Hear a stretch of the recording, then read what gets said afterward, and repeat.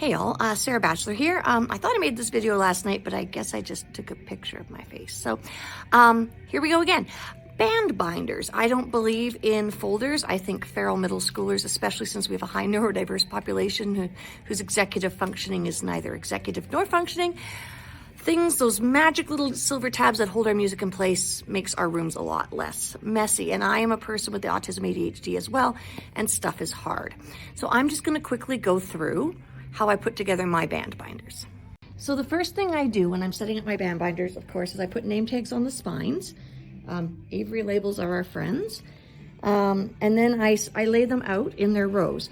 And then at the top of each row, I put which instrument I'm dealing with. So this is my trumpet pile and then my flute pile. This year, there's no discernible order to instruments. Often I'll actually go flute, oboe, clarinet, right? Like you're gonna see it in your scores. I put in 5 subject dividers.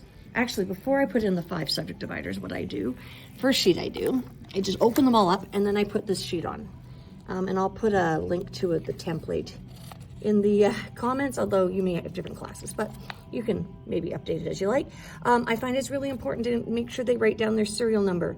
I have a list on my door somewhere, maybe I'll share it as well, where to look for serial numbers on instruments. So I put this first sheet in and I put it in face down, and then I put the subject dividers next to it. And then that's step 1. And then I kind of go through by section, right?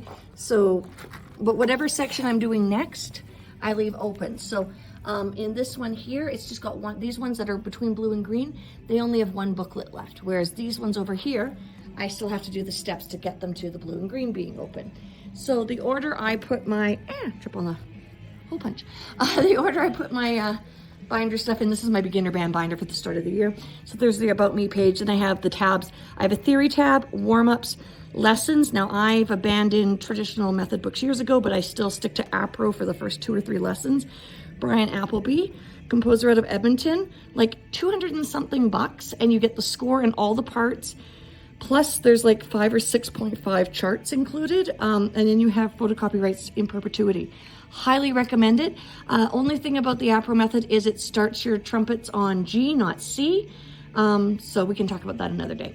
My green is my sheet music. So for right now, I have this book I found online. It's called Band Tunes. It's got like We Will Rock You and 7 Nation Army and some really accessible stuff for kids in the first 6 notes. And that because I don't give them a method book, I give them something they can play when they have spare time.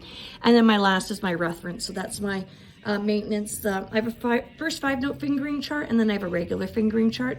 I fully believe that the children need to be as independent as possible. And so that's how I start them off for the year.